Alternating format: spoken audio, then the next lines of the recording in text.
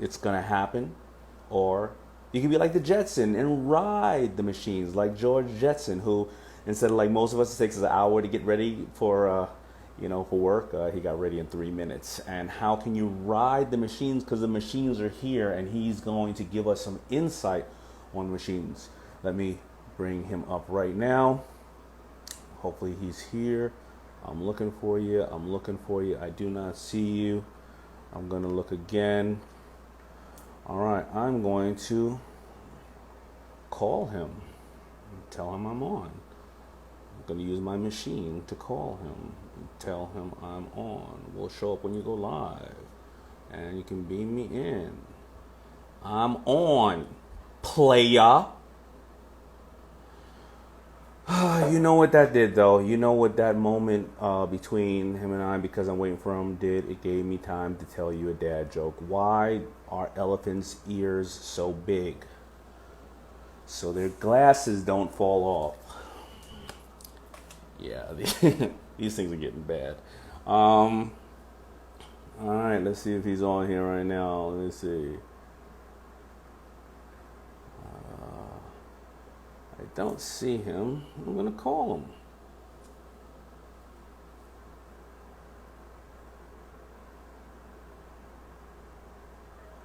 I see you. I got you. I got you right now, brother. Bye.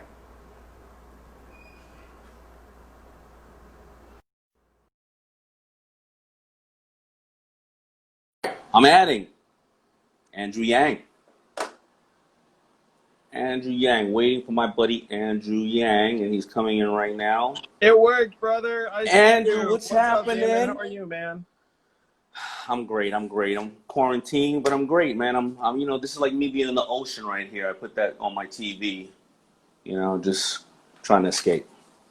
That's proven to be good for your frame of mind. Anything that makes you think you're exposed to nature. Really? I mean, Yeah, I know. It makes me dream. It makes me dream. So for all those who, and I know we're tight on time, so I'm going to get right to, a couple of things here.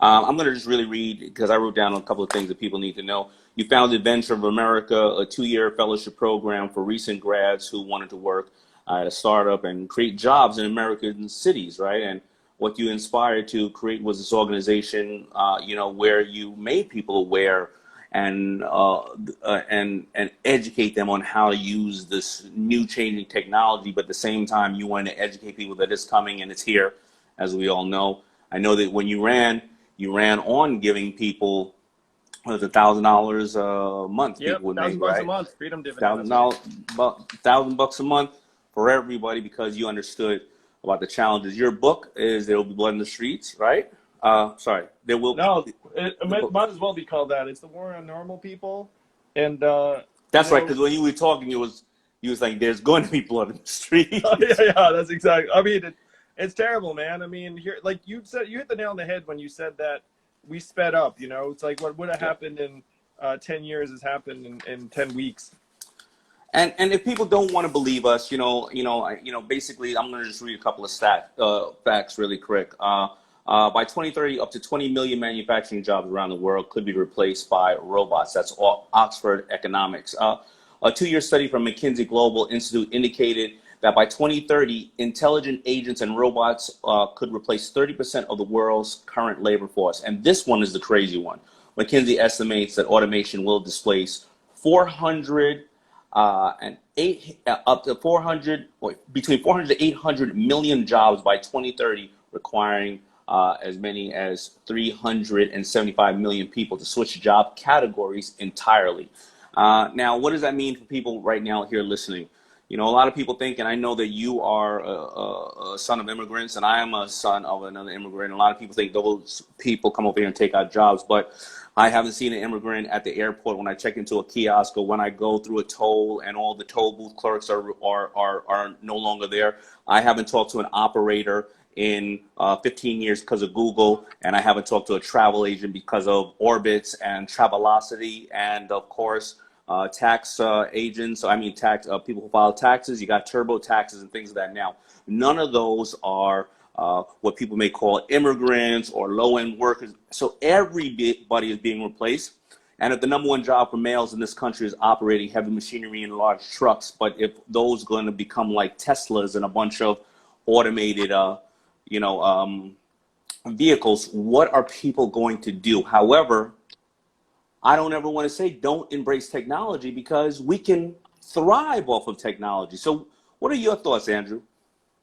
Well, first, let me say that that Daymond John has been ahead of the curve on this. Like, he didn't come to it, yesterday. I talked to him about it years ago, and Daymond was like, "Yeah, this is coming, and we need to help people prepare." So Daymond gave a blurb for my book, New York Times bestseller. I'm trying to be like Daymond here, and also, It's great. It's a good book. Yeah. And also Daymond here and I met at the White House because we were both just trying to help entrepreneurs. And I thought that technology mowing down common jobs is something that entrepreneurs needed to know about.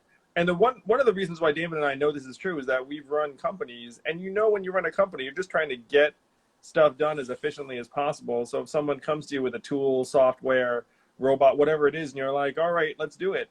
And you know that at some point that's going to be negative for people who might have filled those jobs. So technology is accelerating right now. We do need to not be, well, I mean, I'm a little scared of it, but I was going to say, like, not be anti-technology or anti-progress, because a lot of this stuff could be really helpful, especially in a time of a pandemic when, frankly, you kind of would prefer the delivery person not be a person. You kind of prefer for the car just to come and drop the stuff off, and then you like type it in. And you know what? Maybe you prefer that, you can listen directly to me and you, because this technology allowed people to listen directly to us and not only be captured by the 50 cable stations and regular stations that control the narrative due to the advertisers and their political stance. You can listen to anybody you want because of technology. Yeah, so this curve, though, it's rough, and I'm gonna put it in two different ways. So everyone knows, or most people know, that I ran for president saying we should just start giving everyone money, which now seems like common sense, because literally you have tens of millions of Americans who got sent home. Like, how are people going to provide for themselves? So that is the public response, and I'm convinced that if we're going to get out of this hole, there needs to be a massive government response, like giving us all money, job creation programs up the wazoo, like whatever can be done in the public level. So to the extent that you're a political type, and if you're not, totally cool, but if you are, like, you want to bug your congressperson and say, hey, putting money into people's hands is a good idea. Like, that's one thing I personally think right now is the time, because they're literally figuring out how to distribute hundreds of billions of dollars. And why is it that these giant companies are getting sweetheart deals and the rest of us are like hoping to get our $1,200 stimulus check? So that's number one. But on a private level, you have to try and become geared towards the things that the new marketplace demands. And one of the things that the new marketplace demands is trying to project value from further away, which is painful, because I'm someone who likes to just go to someone, talk to them, meet them. Like, if you're a talented, you name it, like hairdresser, yoga teacher, personal trainer, you're used to being in front of people. But I'm seeing what's happening even in my own home, and I'm seeing my kids' teachers learn to project their teaching through a computer or through the phone. And I can tell that it's new for them. But that's the kind of adaptation that more and more people need to make, because, like it or not, the economy is not just going to snap back to normal like a rubber band. We're going to be at this for a long time. It's going to affect us for a long time. And I think you just made a good point, right? Only about a year ago, I said to my daughter, "Hey, I want to come to your school to visit you," and she said, "Okay." And I said, "Well, I want to come there Thursday." She said, "Well, I'm not in class Thursday." I was like, "What do you mean you're not in class Thursday?" She said, "I'm online," right? And I said to myself, I'm paying all that money for you to eat cold pizza, kiss nasty boys, and go online when you could be home, right? And that's how a lot of Americans feel. But now I think the beauty of the teachers now being forced to go online because they not only want to provide education, but be very interactive. I feel that Americans can take advantage of this because no longer will you say, well, my child is getting a half-ass education at home. Now my child is getting an interactive, real education with real teachers. And then me as an American, I don't need to pay for college. I don't need to pay for dorms and all this other type of stuff. And my kids are getting, a better education than I would have thought they were getting. So, I mean, I just think that there's certain ways we can look at things in a negative and say, oh, computers and machines. There's certain ways to say, how am I going to use this now to officially cut down my bill? But let my child get the education they want, and maybe they don't necessarily have to take out a $300,000 school loan, but be prepared and be like Andrew, like you and I, and understand how to be nimble and put real life examples to what they're doing, as well as get an education from what I call one of the country's most underappreciated commodities, which are called teachers. Yeah, you're not alone, or your daughter's not alone. And one of the themes of this time has to be trying to get what value you can without paying full freight, frankly, like whatever you're paying for your daughters. So like maybe there are other ways that you could get that value. And a lot of these institutions are going to be forced to adapt too. I'm sure your daughter's school is not going to be in this boat, but some of the schools that are closing will not reopen. Any school that was close to the edge is going to have a really hard time. So schools have to adapt, teachers have to adapt. If you're a parent or you're a student, you should be trying to adapt too. The biggest thing that you have to do right now is be flexible and adaptable in your thinking. Like you might think I needed to do this because that's what I've been doing and that's what's always been done and it costs this much money. Like you have to try and free yourself to think, wait a minute, like, is there a better way I can actually get this knowledge or get these skills that doesn't involve this price tag? And that's for worse, yeah. And that's what and I know that we only have probably about 15 more minutes, but I would love for us to try to give people other actual steps we can give them, because I think that mindset, that power shift mindset you just had is saying, all right, let's blow everything up. Let's break the norm. Our parents and our grandparents had the luxury of maybe, one person home working, one taking care of the kids, we all go to school, we all go get a job, and we work at this job till we're 50, 60 years old, and then we retire, and society has told us that we need to do this.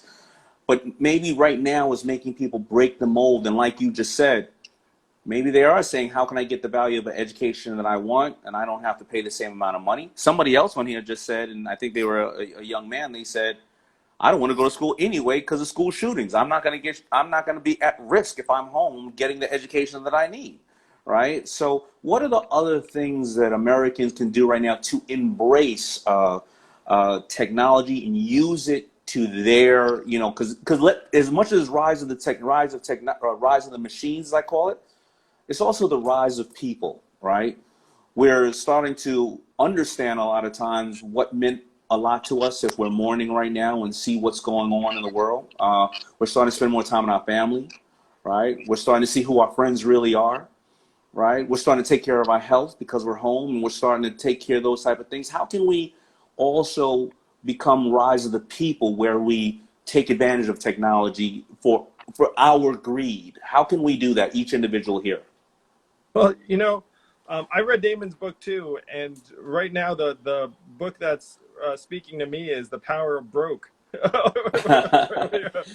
where Daymond talks about how when you are scrappy and resourceful, like you can make good things happen for yourself in a way that you would think like, oh, you need all these resources to do X and Y, and if you're pushed to a corner, you can find ways to actually take advantage of, let's say, current technology to learn from people like Daymond. One of the fun things about this era is that you do feel like you can actually reach out and get a sense of the mindset of some of the great thinkers, intellectuals, experts, entrepreneurs, artists of this time. It's one reason why I love podcasts so much. I love this Instagram Live, because you actually do get some of someone's thinking. I'm also a really big book guy. Daymond's books are really strong. But Learned a don't talk lot. about, you know what? I want people, put yours up, the War on Normal People. Put your book up really quick because you wrote this, what was it, 2 years ago? Yeah, that's right. two The years War on ago. Normal People. And I have a little part in there. And this, you projected something like this in whatever form it was going to come, right? Whether it I be thought the war, whether robots it be would something, send us home. Yeah, I did not think the pandemic would send us right? home. But yeah, I Whatever saw it form. going home. Right. So I want people to make sure they check that out. And yeah, I think you're saying it right. I mean, what can everyday people do? I told everybody about a woman I know that her son is an attorney, and right now, and for the next 20 years, attorneys are going to be as busy as hell dealing with all the changes going on in the world. And she realized that he was home and he needed help, and so she started to learn how to virtually help. And then she found out that almost all of his attorneys had triple the work. And she got 10 women from her church who all used to be executive assistants and secretaries, and all these women who were a little more mature. Maybe they're in their 60s and they didn't want to travel to work anymore. They don't do that anymore. And now they're busier than ever. They put down the cupcakes at the church and now they picked up the computers and now they're helping all these attorneys. So they learn how to use it to their best ability. And how can other people on here do that? Yeah, that's a beautiful story, Damon, and that's really the whole mission is to try and find someone you can help, some kind of need. And sometimes that need has a clear dollar value attached to it, like where you think, ooh, like if I help these people, like I'm gonna save them money and then create a business. Other times you help people and it doesn't seem like there's any money attached, and there is no money attached. And then other times you help someone and it seems like there's no money attached, but then something does end up coming out of it that ends up helping your business, or get you a line on a role that you can play. So I think the big mission for people right now is just to try and find ways that they can add value, whether it's to a business, an organization, cause, your neighbor, just like helping someone. Because right now, the tough part of this time for so many of us uh, is like you get isolated, but it also feels like it's harder for you to add value, feel important, feel connected. And one of the best ways you can feel connected and build those networks is just to help somebody. And it may look like, well, helping someone, like, what the hell are you talking about? I'm trapped in my home. I'm like worried about the future. Like, who the heck can I help? We can all help Right. somebody, even if it's like saying, like, hey, there's this story I think I need to share, or checking in with someone that you care about. One of the things that's interesting about this time, I think, is that like the more you do, the stronger you feel, the stronger you get. The less you do, like the more adrift you feel, and it's Yeah, tough when a body at you're rest isolated. stays at rest. You know what I mean? Yeah, I mean the fact that it's like, and it's hard. I know, like you wake up. It's one reason why I'm grateful just to have like because Damon and I probably have like you need to get showered and get dressed just because you're gonna hop online or go on TV or something. But in the absence of that, it'd just be easy to be like, all right, no one's gonna see me today. So it's what Damon said, sort of like tends to stay in motion. We just have to try and stay in motion. And what that means in this phase is just seeing how you can add value, contribute something, and then that's going to end up leading you towards a stance where you feel like, okay, like I have a lot I can contribute, and that's going to lead to opportunities either for yourself or for whoever you're trying to help. Well, thank you, man, Andrew. I just wanted to. I know that our schedules are both busy, and I wanted to take time to talk to you because, I know that. Listen, I think some of the things you said is true, and I think that you reflect that. You came out and you opened up, Venture for America because you wanted to help people. And where did that take you? That took you all the way to being an ambassador for president, and then actually, going for to be president because people believed in your story and they believed in your mission to save people and help them in this very ever changing time. So I think that being a child of an immigrant, you have two sons, and you have obviously you're married and you're going through all the same things that we're going through. I think it's important for people to know that people like you exist, and that you didn't get into the world of just, all the staying on, all the other rhetoric. You were just really out there trying to save the people. And even though you may run again, I don't know, but I think that there's so many lessons from people to learn from you. So they're prepared now. And when this happens again, in what other form it's going to happen in, we don't know. But, I keep repeating myself, there was the dot-com bubble crash, then 9/11, then the '08 crash, and now we're here. Every 10 years, 7 to 10 years, something's going to happen. I want people to be ready for it. Well, you're one of the people that helps, helps folks realize their dreams and get ready and stay ready. And I got to say, Daymond John's like not just a great entrepreneur, but he's a great human being. Like when I was running Venture for America, Daymond came to help. He spoke to our aspiring entrepreneurs multiple times, did not have to do it, just did it because he thought it was the right thing to do. And that it's just about projecting those kind of values out into the world. It ends up making you an awesome builder in some, in many, many situations too, man. Like I'm a huge fan of yours. I think you're I appreciate one of the great role models of this era. And you're also real. Like, I've hung out with Daymond in various circumstances. First couple times I hung out with him, I mean, he was a TV star. Like, no one had ever heard of Andrew Yang. So down to earth, just like really, really sound, high character, present. Like you're just an awesome human being, man. I'm like thrilled to consider you like a colleague and friend. Well, thank you, brother. I really appreciate you. And, I want to just wish you all the best, man. I know I've been seeing you out there in the press. Keep doing your thing. And I got to close out with one last thing because I know you got to go. I got my power round questions, if you don't mind. Oh, yeah. Fire away. All right. What power shift are you making in your life during quarantine? I'm trying to regulate my own screen time because the fact is, like, I could be on screens all day. I need to get those glasses that screen out the blue light because the screen makes you think it's daytime. Yeah. So my power shift is to try and power off so that I could power down. I get it. Get your own personal time. Get back to who you are, right? Next one. What superpower do you wish you had? Definitely teleportation, because then I could just freaking like come in and out. I could see my niece. I might be able to see my parents because like I haven't even met my niece. She's like freaking 8 months old. Like what a drag. Oh. I mean that's terrible. Anyway, I mean, there are people in much worse circumstances than that. But yeah, teleportation for sure. If I could teleport with stuff in my hands, I would just teleport PPE all over the place to places that need it, like Louisiana, exactly. Mississippi. Exactly. The next question, do you have the answer to why they call a driveway and a parkway? Because you park in a driveway and you drive on a parkway. Do you have an answer to that? That is way over my head. If you ever find out the answer, definitely let me know. Well, I have another one very similar. Why do they call an asteroid, and hemorrhoid a hemorrhoid? Isn't that supposed to be reversed? That I think it's the way it's supposed to be. Because hemor, I think, is like Greek or Latin for blood. So, like. But I thought asteroids in the hemisphere, so that should be hemisphere like an asteroid, and hemorrhoids on your, Check it out, man. Hemo is blood, like hemoglobin.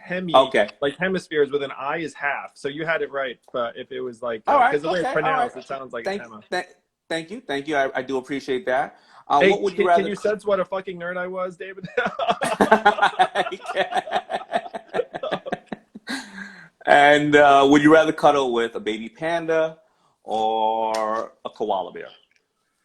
Oh my gosh. I have to say panda just because they're more rare and whatnot, right? I mean, I think both of them would like claw you up though, because like neither is a really good idea. Like they seem cuddly, but I think both of them could actually do damage. Well, I do want to share a random fact with you because I know you're a geek and I'm an animal lover. You know the way the koalas feed their babies? No. They actually poop in their mouth. No. I do. I'm not joking. That's not a joke. So I'd probably rather hang out with a panda. Panda. All right, man. Listen, man. Stay good. Stay safe. Keep educating people, Daymond, brother. I just launched a brand new podcast yesterday. I'll send you an invite to come on. We can continue this conversation. And then anytime you want. And what is it? What is it called? What is it called? The podcast is called Yang Speaks, and it's right now number 8 on Apple. It just launched yesterday. All right. Yang Speaks, everybody. Make sure that you check that out and check out my man Andrew Yang 2020. That's how you find him on all platforms. And please keep following him because he's going to help you. I learned from him and so many other people have. All right, Andrew. Thank you, brother. Thank you, man. Stay safe. Miss you, David. Got it. Thank you. Later, bro.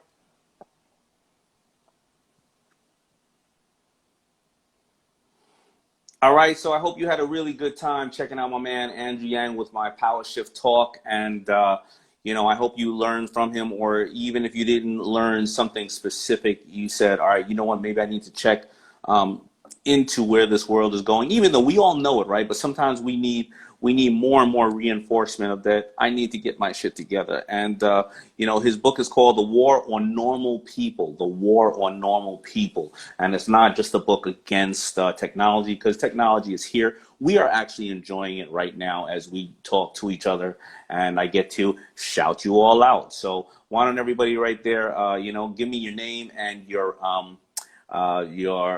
city you're from, and I'm going to shout you out. Please send any questions and or dad jokes or comments to Daymond at daymondjohn.com, and also download my free curriculum at thinklikeashark.com, and let's try to find a way to get through all this together. Every single I get on this IG live every Monday at 1:00 and every Tuesday at 1:00. The Shark Beauty Ginger, what's up? I see you. Oakland's in the house. Nat from Rockland. Fatima from France. It looks like it said, oh, these names are coming in quick. I always say this, that I'm going to shout you out, and then I'm always in trouble. Javier, a stock market investor. O'Shane Levy from Jamaica. Kevin from the Bronx. Yankees hat, no brim. I got that. All right. David from Indianapolis. Stay safe out there. Whitney from Chicago. Raymond from Waco, Texas. Frank from New Mexico and LA. Or I'm not sure what that was. Samantha, Spring Hill, Florida. Let me see. Shannon from Singapore. Shout out to Singapore. Patrick is Orange County, New Jersey police officer. Somewhere right here. Shout out to all our New Jersey police officers. Shout out to all of our police officers and frontline and emergency response people. I got a quick question. I'm being told, and I don't hate to say things about being told that I didn't do my research, but somebody just told me that a lot of pregnant women are being induced and or having the babies and just going and being induced, and they can't stay in the hospital long. So I would think that if you were pregnant and you were in some of the hotspot areas, wouldn't you hopefully try to get in the car or not in a plane and drive, states and states and states over where you can hopefully have your baby healthy. And everybody who's home right now, please be safe at home, because you don't want to go to the hospital. I know one man, and meaning safe doesn't mean jumping off the roof or anything like that, but take care of yourself health-wise also, because I know, unfortunately, a friend of mine, her father went in due to high blood pressure. He caught the virus in the hospital, and he's no longer with us. And that is happening to a lot of people. So try whatever way you can to not have an issue where you need to go into the hospitals. I know that a lot of people are they're trying to separate hospitals now and have areas just for those fighting COVID. But please be safe, take care of yourself. So that means even if you're eating unhealthy and you know that you're diabetic or things of that nature, please stay home. Try not to go into the hospital, and make sure your loved ones are also doing the same. Be that pain in the ass loved one who smacks the fried chicken out of your father's hand because for the last month they've been just not eating healthy and being lazy, like we all are, right? So please be as safe as you can. And that's about it. I guess I will see you all next week. I mean, I'm going to see you on various other networks and other things. Of course, I'll get on once in a while and chop it up with you. But in closing, thank you for watching the Power Shift Talks. And remember, the Power Shift Your Week is going to be on Monday at 1:00. Power Shift Talks Tuesday at 1:00. And hit me on Daymond at daymondjohn.com. Email me that. Email me your pitches, whatever else you got. And I will see all of you later. And I want you to be safe. And I love you all. And thank you.